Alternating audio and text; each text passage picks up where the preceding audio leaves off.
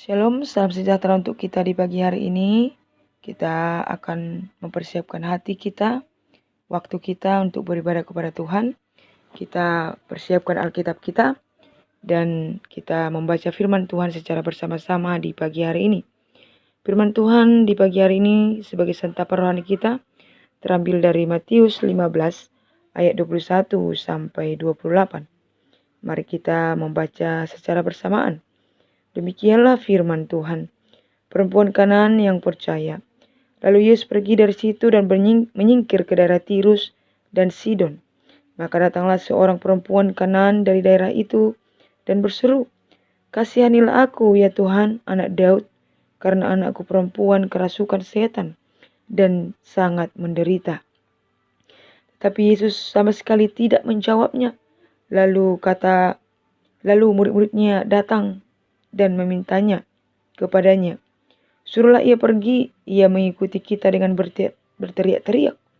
Jawab Yesus, "Aku diutus hanya kepada domba-domba yang hilang dari umat Israel." Tetapi perempuan itu mendekat dan menyembah Dia sambil berkata, "Tuhan, tolonglah aku." Tetapi Yesus menjawab, "Tidak patut mengambil roti yang disediakan bagi anak-anak dan melemparkannya kepada anjing." Kata perempuan itu, "Benar Tuhan, namun anjing itu makan remah-remah yang jatuh dari meja tuannya." Maka Yesus menjawab dan berkata kepadanya, "Hai ibu, besar imanmu, maka jadilah kepadamu seperti yang kau kehendaki." Dan seketika itu juga anaknya sembuh. Sampai situ firman Tuhan. Tema kita di pagi hari ini adalah jangan menyerah. Apakah kamu pernah menyerah? Apakah kamu pernah menyerah sebelum bertanding? Apakah kamu menyerah karena kegagalan? Atau menyerah karena ketidakmampuan? Apakah kamu menyerah dalam berdoa ketika doamu tidak dijawab Tuhan? Apakah kamu menyerah untuk percaya kepada Tuhan Yesus ketika Tuhan Yesus tidak menjawab doa kita? Apakah kamu menyerah membaca Alkitab karena Alkitab kita begitu tebal? Apakah kamu menyerah belajar karena tidak ada paket ataupun tidak ada handphone yang kamu miliki? Sifat menyerah melakukan yang baik merupakan sifat yang tidak perlu kita pelihara. Tidak perlu kita pesimis karena kegagalan yang kita miliki. Misalnya, kalau nilaimu kurang baik, kamu harus coba dan belajar kembali untuk memperbaiki nilaimu. Dan kamu pasti bisa melakukan itu. Kalau kamu belum mengerti pelajaran guru dan juga belum memahami tugas dari guru dan juga dari buku paket yang sudah kamu baca, kamu harus mencoba kembali untuk belajar, berusaha untuk bisa mengerti, dan kamu pasti bisa dan mampu untuk belajar dan mengetahui apa yang diinginkan oleh gurumu dalam melakukan tugas. Karena kamu baca dan kamu ulang penjelasan guru yang sudah kamu pelajari. Oleh karena itu, kita harus menghilangkan rasa menyerah atau ketidakmampuan di dalam diri kita. Bagaimana caranya untuk menghilangkan rasa menyerah, rasa kita tidak mampu untuk melakukan sesuatu? Tentu harus ada tekad di dalam diri kita untuk menghilangkan rasa pesimis, rasa sikap menyerah, dan kemampuan kita harus kita tingkatkan dengan mengingat cita-cita ataupun tujuan yang harus kita capai. Ketika cita-cita ataupun keinginan kita menjadi orang yang baik, cita-cita kita menjadi orang pintar, menjadi anak Tuhan, menjadi juara, menjadi yang terbaik, kita pasti semangat untuk melakukan kegiatan kita, melakukan tugas kita dengan baik, tetap belajar menjadi anak-anak yang baik, tetap belajar mendapatkan nilai yang paling baik untuk mencapai cita-cita ataupun keinginan kita yang kita impikan dalam kehidupan kita sehari-hari. Seperti itulah sikap seorang perempuan Kanaan yang percaya kepada Tuhan Yesus, yang tanpa menyerah dengan iman meminta kesembuhan anaknya dari kerasukan setan. Coba kita lihat perjuangan seorang perempuan Kanaan itu. Tadi sudah kita membaca firman Tuhan. Mari kita selidiki bagaimana dia berjuang tanpa menyerah untuk mendapatkan keinginan hatinya, untuk mendapatkan cita-citanya, yaitu kesembuhan anak perempuannya dari kerasukan setan dan begitu menderita. Yang pertama dilakukan adalah di ayat 22 di sana dikatakan, maka datanglah seorang perempuan Kanaan dari daerah itu dan berseru, "Kasihanilah aku, ya Tuhan, anak Daud, karena anakku perempuan kerasukan setan dan sangat menderita." Dia mengatakan dia sudah mengenal Tuhan itu, Yesus itu Tuhan, dan mengatakan dia anak Daud. Walaupun dia seorang perempuan Kanaan yang tidak masuk di dalam umat Israel, yang tidak percaya Tuhan, yang percaya kepada Tuhan Yesus, tetapi dia sudah percaya kepada Tuhan Yesus. Ya. Yang kita lihat lagi ketika dia meminta kepada Tuhan Yesus dengan begitu besar imannya, ya, dan mengatakan Yesus Tuhan, anak Daud, ya. Mari kita lihat bagaimana respon Tuhan Yesus kepada perempuan Kanaan itu. Ya. Tuhan Yesus diam saja dan berkata, dan murid-muridnya berkata kepada Tuhan Yesus di ayat 23 katanya, ya.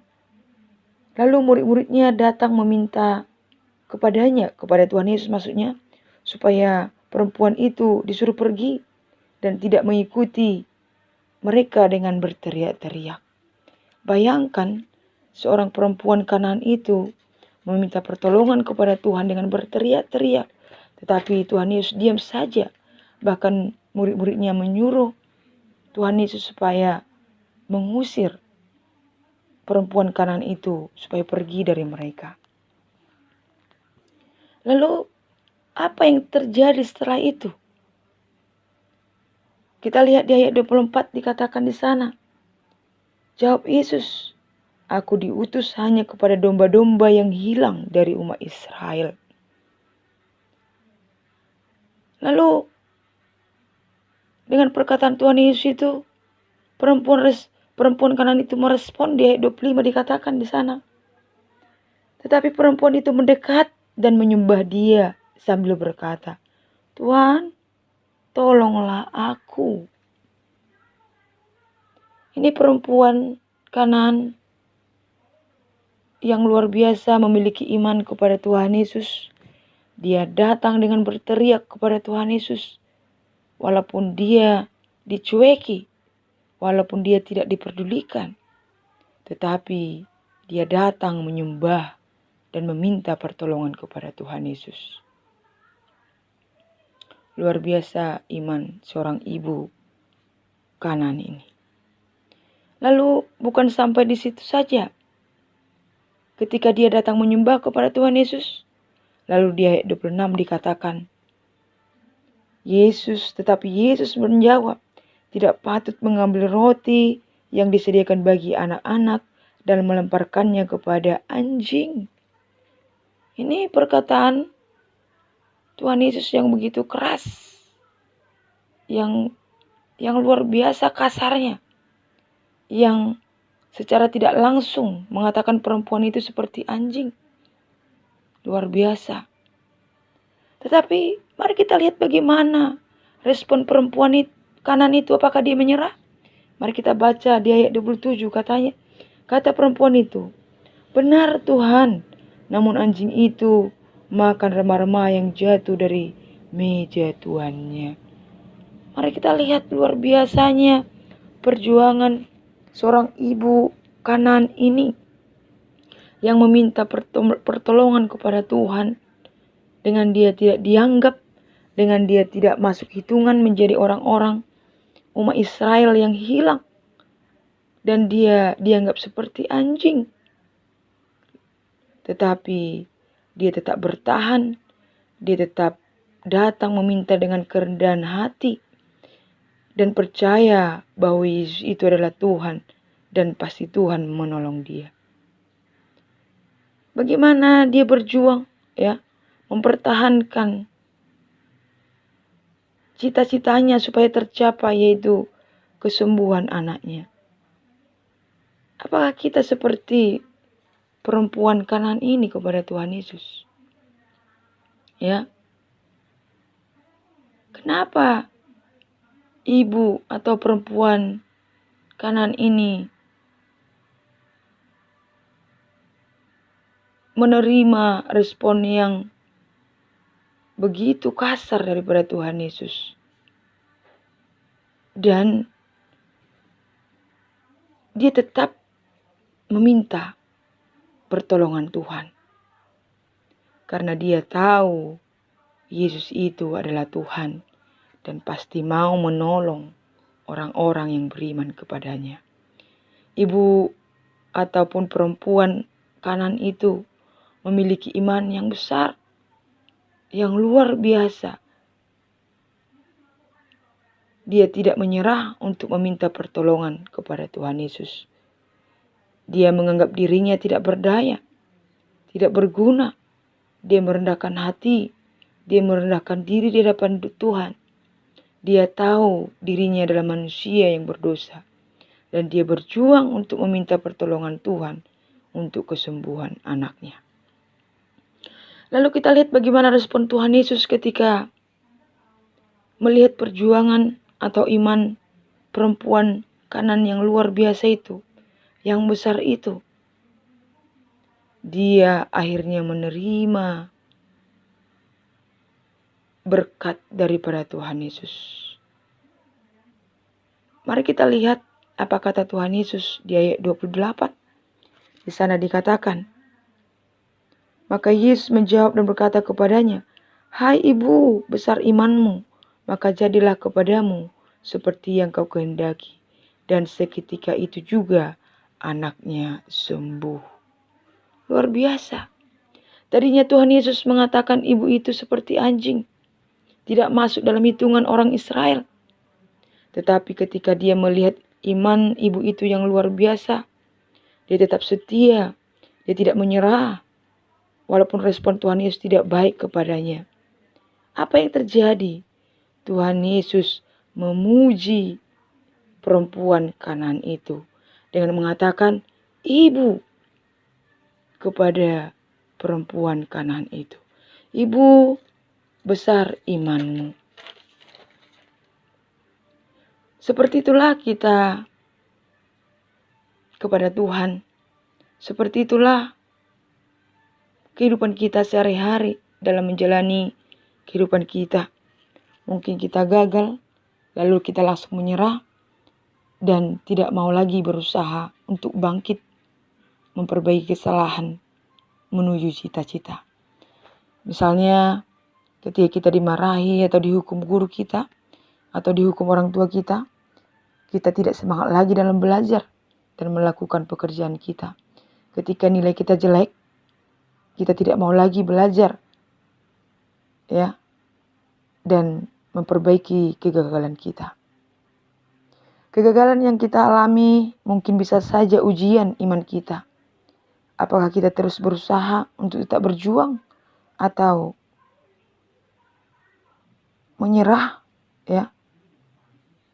Kita memiliki suatu pilihan dalam kehidupan kita sehari-hari untuk mencapai cita-cita kita. Tetapi mari kita lihat ibu perempuan Kanaan itu. Dia tetap berjuang untuk mendapatkan cita-cita daripada Tuhan Yesus. Tetaplah andalkan Tuhan dalam segala kehidupanmu. Ketika kita gagal, marilah kita meminta pertolongan Tuhan Yesus supaya kita tidak menyerah dan tetap selalu semangat untuk melakukan pekerjaan-pekerjaan baik untuk mencapai cita-cita kita bersama Tuhan Yesus. Ingat, Tuhan Yesus akan selalu menolong kita. Dia akan selalu setia untuk menemani kita. Dan tetap bersetia dan berjuang tanpa menyerah dengan iman kepada Tuhan Yesus. Maka kita akan dipuji Tuhan Yesus ketika kita berjuang dengan iman kepadanya. Seperti ibu perempuan Kanaan itu. Ketika dia memiliki iman yang besar, akhirnya dia dipuji dan disebut dengan ibu besar imanmu. Jadilah seperti yang kamu kehendaki. Oleh karena itu di pagi hari ini biarlah firman Tuhan ini memotivasi kita untuk tetap berjuang, jangan menyerah, untuk tetap setia kepada Tuhan. Walaupun kita gagal, tetapi kita tetap berusaha bersama Tuhan. Kita mengatakan kepada Tuhan, Tuhan ini aku, ujilah aku, selidiki aku. Apakah aku tetap datang kepadamu menyembah Engkau? Dan aku percaya bahwa Engkau akan selalu menolong, menopangku. Kalau kita baca itu nanti di Mazmur 26 ayat 2 dikatakan, ujilah aku ya Tuhan dan cobalah aku, selidikilah batinku dan hatiku. Marilah kita memiliki iman yang luar biasa seperti iman ibu Kanaan itu. Supaya kita dipuji Tuhan Yesus dan kita tetap menyembah Dia sebagai Tuhan dan Juru Selamat kita. Amin. Tuhan Yesus memberkati.